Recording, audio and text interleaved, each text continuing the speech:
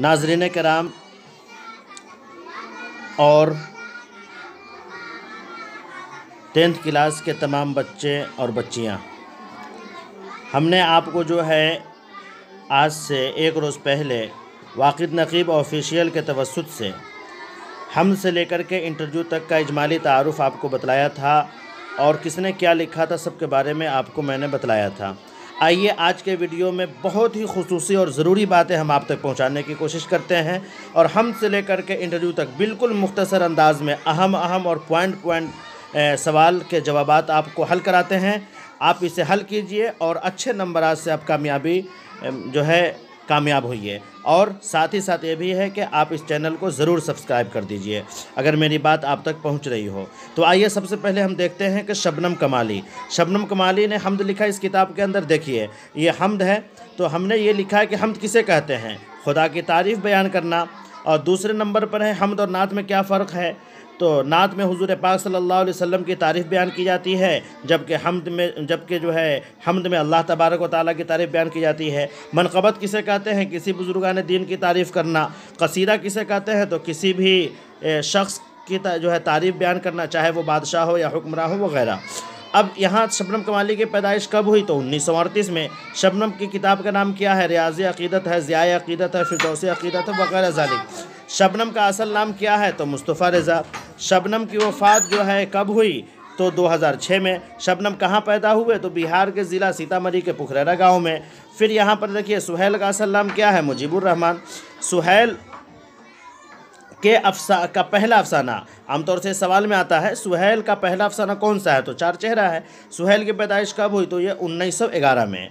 और वफ़ात कब हुई, तो 1980 में। उसके बाद देखिए नाज़रीन, इसके बाद जो है शुरू हो जाता है हम्द के बाद में मैंने जो है सुहैल का बतलाया और सुहैल ने इस किताब के अंदर भाभीजान अफसाना लिखा। इसके बाद आइए सीधे मोहसिन पर। डॉक्टर सैयद मोहसिन ने जो है इस किताब के अंदर अफसाना ही लिखा, फ़िरार। मोहसिन की पैदाइश कहाँ हुई, पटना में। मोहसिन का कौन सा अफसाना है, फ़िरार। और ये मोहसिन की पैदाइश कब हुई, तो 1910 में। मोहसिन के वालिद का क्या नाम है, तो सैयद मोहम्मद रशीद।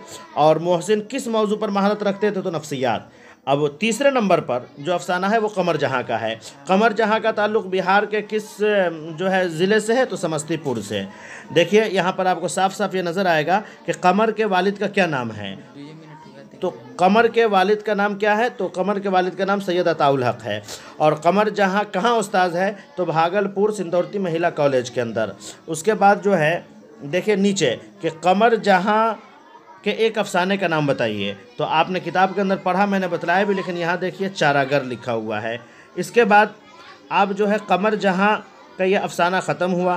कमर जहाँ के अफसाने के बाद है आशियाना अफसाना जो है ये डॉक्टर मलका महर निगार का है। मलका महर निगार का असल नाम जो है निगार अज़ीम है, या यूँ कह लीजिए निगार अज़ीम का असल नाम मलका महर निगार है। और निगार का कौन सा अफसाना इस किताब के अंदर है, तो आशियाना। और निगार किस मौजू में एम.ए. किया, उर्दू में। और निगार का मजमुआ गहन कब शाये हुआ, तो 1999 में। और एक और है इनका जो अक्स, ये 1990 में शाये हुआ। ये दोनों सवाल काफ़ी अहम हैं, आप इसको ज़रूर देखिएगा। उसके बाद ये किताब के अंदर आता है ग्लोबल वार्मिंग कैसा मसला है, संगीन।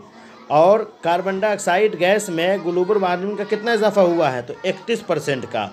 और बाल विज्ञान कॉन्फ्रेंस 2007 में कहाँ हुआ था, तो दीमापुर में। और केटू में ग्लोबल वार्मिंग कब हुआ था, तो 2007 में। उसके बाद शुरू होता है सर सैयद। यहाँ देखिए ये सर सैयद है, और सर सैयद रहमतुल्लाह अलैह की पैदाइश 1817 में हुई। सर सैयद का मजमून इस किताब के अंदर रिया है। सर सैयद की वालदा का नाम अजीज़ुन्निसा है। सर सैयद की वफ़ात 1898 है। और सर सैयद ने अलीगढ़ मुस्लिम यूनिवर्सिटी में मुस्लिम यूनिवर्सिटी के नाम से एक स्कूल कायम किया, जो अब तक कायम है। उसके बाद आइए कि अब्दुल मुग़नी ने इस किताब के अंदर क्या लिखा, तो आइए मजमून ही के तवस्सुस से अब्दुल मुग़नी ने अदब की पहचान लिखा। अदब की पहचान के मजमून निगार डॉक्टर अब्दुल मुग़नी है। अदब की पहचान किस तरह का मजमून है, तो तनकीदी है। ये देखिए यहाँ अब्दुल मुग़नी की पैदाइश 1934 में हुई। उसके बाद देखिए अब्दुल मुग़नी किस मदरसे में तालीम हासिल की, तो मदरसा शमसुल हुदा पटना में। अब्दुल मुग़नी की किताब का क्या नाम है, तो जाद-ए-एतदाल। उसके बाद जो है अब्दुल मुग़नी ने जो है यहाँ आपके जो है सामने है कि सर सैयद रहमतुल्लाह अलैह ने ऊपर एक पॉइंट छूट के जो बहुत ही अहम पॉइंट है, इन्होंने एक अंजुमन कायम की साइंटिफिक सोसाइटी के नाम से 1862 के अंदर, और ये जो है ये कहाँ कायम की, गाज़ीपुर के अंदर। और सर सैयद की किताब का नाम असबाब बगावत और असारुस सनानीद है। ठीक है, देखिए ये जो है असल यहाँ से अब असल वीडियो का आगाज़ किया जाएगा, शुरू किया जाएगा। असल में किसी मजबूरी की वजह से जो है वो वीडियो इससे पहले डिलीट हो गया था, तो मैं आप तक उसको नहीं पहुँचा सका था, इसलिए आज ये मैं पहुँचाने की कोशिश कर रहा हूँ। इंशाअल्लाह फिर विस्तार से, आराम से, सुकून से, बितरतीब 16 तारीख़ तक जो है वीडियो आप तक पहुँचाया जाएगा। और आपसे आखिरी गुजारिश यही है कि इसको सब्सक्राइब कर दे वाकिद नकीब ऑफिशियल को। भीमराव अम्बेडकर से देखिए जी, भीमराव अम्बेडकर की पैदाइश बोलिए आप लोग। भीमराव के वालिदा का नाम और वालिद का नाम राम जी पालोजी। भीमराव के वालिद किस ओहदे से रिटायर हुए? मेजर। भीमराव की शादी किससे हुई? भीमराव हिंदुस्तान के किस ओहदे पर कायम थे? अब आइए लुत्फुर रहमान। लुत्फुर रहमान की पैदाइश कब हुई? लुत्फुर रहमान किस पार्टी के एमएलए रहे? राजद के। लुत्फुर रहमान का कौन सा मजमून आपके निसाब में है? उर्दू, ड्रामा, निगारी और आगाज। लुत्फुर रहमान के वालिद का नाम क्या है? अच्छा, ड्रामा की तकमील का लाज़िमी उन्सुर क्या है? स्टेज। आगे आइए, अब आर्यभट्ट में। आर्यभट्ट की पैदाइश कहाँ हुई? आर्यभट्ट ने अपना तजर्बागाह कहाँ कायम किया था? तिरंगा। कल हम आपको बताया था तिरंगा के बारे में। हिंदुस्तान में गुप्त दौर को कैसा दौर कहा जाता है? सुनहरा दौर। आर्यभट्ट का ताल्लुक किस हद से था? आर्यभट्ट का ताल्लुक किस हद से था? किस हद से था? गुप्त। गीत नहीं, गुप्त हद। देखिए यहाँ लिखा हुआ है। और आर्यभट्ट ने किस साइंसदान की रहनुमाई की थी? पाइथागोरस। अब जो है ये आर्यभट्ट तो खत्म हो गया जी। हाँ, आर्यभट्ट की पैदाइश कहाँ हुई थी? बिहार में हुई थी। लेकिन कब हुई थी जी? और 88 साल के उम्र में वफात पाए थे। कब? 564 में। याद है ना जी? तो इसकी पैदाइश आप यहाँ पर लिख लीजिए। फोटो नहीं आ रहा। पैदाइश आर्यभट्ट की कब हुई थी? 474 या 76 में? 476 में और 564 में। कितने साल की उम्र में? 88 साल के। 88 साल की उम्र में। आइए अब उसके बाद में नावल। अभी नावल के बारे में बतलाए थे। इस किताब में डिप्टी नज़ीर अहमद ने नावल लिखा। नज़ीर अहमद की पैदाइश कब हुई? 1836। तौबतुन नुसूह किसका नावल है? नज़ीर अहमद का। क्या है ये? तौबतुन नुसूह। शामिल नसाब नावल किससे लिया गया? तौबतुन नुसूह से। क्या मतलब? इसका मतलब समझिए। डिप्टी नज़ीर अहमद ने इस किताब में नावल लिखा। उस नावल का उन्वान है फहमीदा और मंझली बेटी हमीदा। फहमीदा और मंझली बेटी हमीदा। ये आप लोग किताब देखिए। और इस किताब में जो है ये देखिए, ये क्या है? डिप्टी नज़ीर अहमद ने इस किताब में नावल लिखा है। ये डिप्टी नज़ीर अहमद है जी। और डिप्टी नज़ीर अहमद ने इस किताब में नावल लिखा फहमीदा और मंझली बेटी हमीदा की गुफ्तगू। बस समझ गए? ये हम आगे बतलाएंगे कि फहमीदा और हमीदा की कौन है। बस समझ गए? लेकिन हम यहाँ असल ये पूछना चाह रहे हैं कि शामिल निसाब नावल किससे लिया गया है? यानी ये जो तुम्हारे किताब में नावल है फहमीदा और मंझली बेटी हमीदा, वो किस किताब से नावल यहाँ पर लिखा गया है? तो आप कहिएगा तौबतुन नुसूह। और तौबतुन नुसूह एक नावल की किताब है जिसको किसने लिखा? डिप्टी नज़ीर अहमद ने। बात समझ में आ ना गई? नज़ीर अहमद ने किसकी तालीम और तरबियत के लिए नावल लिखा है? तो बेटियों की। किसकी तालीम और तरबियत के लिए? उनको मालूम था कि अगर बेटी सुधर गई तो सब सुधर गई। बात समझ गए? नज़ीर का इंतकाल कब हुआ? नज़ीर अहमद का इंतकाल कब हुआ? 1910 को। कब हुआ था? 1910 को। 1910 को हुआ था। 1910 को हुआ था। किस वजह से? किस बीमारी की वजह से? फालिज की। किस वजह से? फालिज की वजह से। अब ये आपका जो है नावल भी खत्म हो गया। लेकिन एक बात याद रखिए कि नावल लिखने वाले 5 आदमी का नाम भी आपको लिखना है और 5 नावल निगार का भी नाम लिखना है। तो इसमें जगह नहीं है, लेकिन आप लोग याद रखिए कि तौबतुन नुसूह को डिप्टी नज़ीर अहमद ने लिखा। और इसी तरह से एक नावल है इब्नुल वक्त। इसको जो है डिप्टी नज़ीर अहमद ने लिखा। फिर दौसे बरी अब्दुल हलीम शरर ने लिखा। इमराऊ जान अदा मिर्ज़ा हादी सौदा ने लिखा। जो है नरमला मुंशी प्रेमचंद ने लिखा। ये 5 नावल है कि जिसको इन लोगों ने लिखा। उसके बाद में आपका शुरू होगा मकतूब निगारी। क्या शुरू हो जाएगा? मकतूब निगारी। देख सकते हैं आप लोग के सामने मौजूद है मकतूब निगारी कि गालिब की पैदाइश कब हुई और किस शहर में हुई। तो मालूम है गालिब की पैदाइश 1797 में हुई और आगरा में हुई है। नजर आ रहा है ना? खुतूत गालिब के मजमूए का नाम लिखिए, उर्दू मुअल्ला। उस सवाल में सबसे पहला सवाल वही होगा। अच्छा, खत में गालिब ने किसको मुखातब किया है? गालिब ने खत के अंदर किसको मुखातब किया है? किसको मुखातब किया है मालूम है? किसको? अरे ज़ैनुल आबिदीन को मुखातब नहीं किया, जो उसका भांजा है। फिर उसके बाद में के मुरासला को मुकालमा बनाने का जो किसने बनाया है? गालिब ने बनाया है। मुरासला को मुकालमा किसने बनाया है? मुरासला और मुकालमे में क्या फ़र्क है? मुरासला का मतलब होता है बोलना, लिखना, और मुकालमा का मतलब होता है आपस में बोलना। हाँ, मतलब पेश करना। मुकालमा का मतलब पेश करना, चंद आदमियों के दरमियान पेश किया जाए, उसको मुकालमा कहेंगे। और मुरासला कहेंगे किसी को लिख करके भेजना। तो मुरासला को मुकालमा किसने बनाया? गालिब ने। किसने बनाया था? उसके बाद है अब्दुल गफूर शहबाज। ये बात, शहबाज की पैदाइश किस सूबा में हुई? बिहार में हुई। और कब हुई? 1908 में। शहबाज की पैदाइश 1908 में हुई थी। 1960 मतलब 1860 में हुई थी। हाँ जी, शहबाज की पैदाइश कब हुई थी? 1860 में हुई थी। गलत है। शामिल नसाब मकतूब में शहबाज अपनी बेटी किसको मुखातब किया है?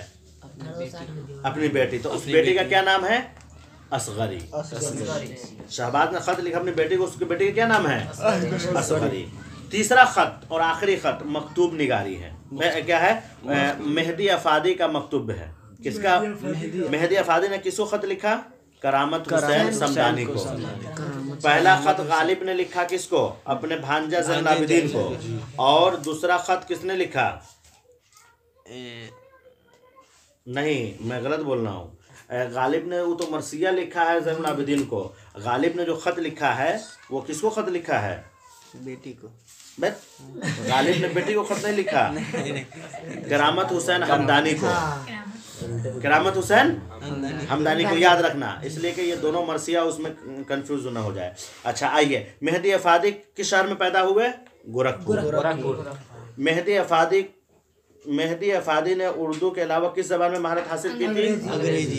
अंग्रेजी। मेहदी अफादी के ज़ेर नसाब खत में किसको मुखातब किया है? मेहदी हसन मकबूल अहमद समदानी को। मकबूल अहमद समदानी को। पहला खत करामत हुसैन हमदानी को लिखा गया। किसने लिखा करामत हुसैन हमदानी को? गालिब ने। मिर्जा गालिब ने किसको खत लिखा? करामत हुसैन हमदानी को। और दूसरे नंबर पर जो खत लिखा वो अब्दुल गफूर ने अपनी बेटी सुगरा को, असगरी जिसका नाम है। और तीसरे नंबर पर जो खत किसने लिखा? मेहदी अफादी ने खत लिखा मकबूल अहमद समदानी। समदानी नहीं, किसको? ये याद रखिए, 3 ही खत लिखा गया है। पहला गालिब ने लिखा, दूसरा अब्दुल गफूर शहबाज ने लिखा, और तीसरा खत मेहदी अफादी ने लिखा। ये 3 को याद रखिएगा बस। और किसने? उसके बाद आखिरी जो मैंने कहा कि इंटरव्यू, तो इस किताब में इंटरव्यू लेने वाले कौन है? इस्मत चुगताई है ना। अच्छा, इंटरव्यू किसका इंटरव्यू लिया गया? राजेंद्र सिंह बेदी का। राजेंद्र सिंह बेदी के बारे में कल बतलाएंगे। राजेंद्र सिंह बेदी किस शहर में पैदा हुए? पाकिस्तान के लाहौर में। और बेदी का इंतकाल कब हुआ? 1984। कब हुआ था? 1984। बेदी के पहले अफसाने का क्या नाम है जो बहुत धूम मचाया था? ये सवाल अक्सर आता रहता है। बेदी के पहले अफसाने का क्या नाम है जो बहुत धूम मचाया था? महारानी का तोहफा। महारानी का तोहफा याद रख लेना। कौन सा? महारानी का तोहफा। अब बस, अब 1 मिनट में आपका सबक खत्म होगा। हम इंटरव्यू तक पूरा बता दिए। इसका या तो पिक ले लीजिए या तो जो है आप इसको जरूर याद कर लीजिएगा। नंबर 1 शबनम कमाली के बारे में बता दिए, नंबर 2 सुहेल अज़ीमाबादी के बारे में बता दिए, अफसाना सैयद मोहसिन के बारे में बता दिए, कमर जहां के बारे में बता दिए, उसके बाद में आशियाना का जो है वो मलका महर निगार के बारे में बता दिए। उसके बाद चैप्टर है गुलबुर वाल्मीकि के बारे में बताएं, सर सैयद के बारे में बताएं, अब्दुल मुगनी अदब की पहचान के बारे में बताएं, भीमराव अम्बेडकर के बारे में बताएं, फिर सर सैयद की किताब का नाम असारो सरानी असबाब बगावत भी बताएं, फिर सर सैयद के जो है कौन सा अंजुमन कायम किया, अंजुमन साइंटिफिक सोसाइटी के नाम से 1862 में और जो है गाजीपुर में कायम किया। फिर उसके बाद में सर सैयद को सर का खिताब कब मिला, 1878 में मिला, और किसने दिया, बहादुर शाह जफर ने दिया। फिर उसके बाद में अब्दुल मुगनी के बारे में बता दिए, भीमराव अम्बेडकर के बारे में तफसील से कल भी बताया था और आज भी आप लोगों ने सुना। उसके बाद लुत्फुर रहमान के बारे में हम बता दिए, डरामा निगारी और आगा हश्र के बारे में, उनकी पैदाइश और वफात और किस पार्टी के एमएलए रहे। आर्यभट्ट जो बहुत बड़े साइंसदां है और इसने बहुत साइंसदानों की रहनुमाई की है, उसके जिसमें नाम जो है आपके किताब में पाइथागोरस भी है। हिंदुस्तान में गुप्त दौर कैसे दौर कहा जाता है और आर्यभट्ट का ताल्लुक किस अहद से था वो भी आपको बताती है। नावल निगारी के बारे में आपको बताया, नज़ीर अहमद ने नावल लिखा, इस किताब में तौबतुन्नुसूह भी नावल है का नाम ही है जो नज़ीर अहमद ने ही लिखा, और नज़ीर अहमद ने इस किताब में जो नावल लिखा फहमीदा और मंझली बेटी हमीदा, उस नावल को किस किताब से लिया गया है, तो तौबतुन्नुसूह में लिया गया। और किसकी तरबियत के नावल लिखा, बेटी के। और उसके बाद में फिर मैंने मकतूब का नंबर आ जाता है, तो सबसे पहले जो है किसने किसको खत लिखा वो भी मैंने आपको बता दिया। और उसके बाद में इंटरव्यू किसका लिया गया, तो राजेंद्र सिंह बेदी का इंटरव्यू लिया गया। यहाँ तक आज का सबक समाप्त। अब इंशाअल्लाह जो है इससे आगे जो है जो नज़्म शुरू हो जाएगा वो कल हम बताएंगे, और इसके बाद जो है आप लोग इसको देखिए और इस वीडियो को सब्सक्राइब भी कर दीजिए। ठीक है, ठीक है, चलिए आज का इतना ही सबक।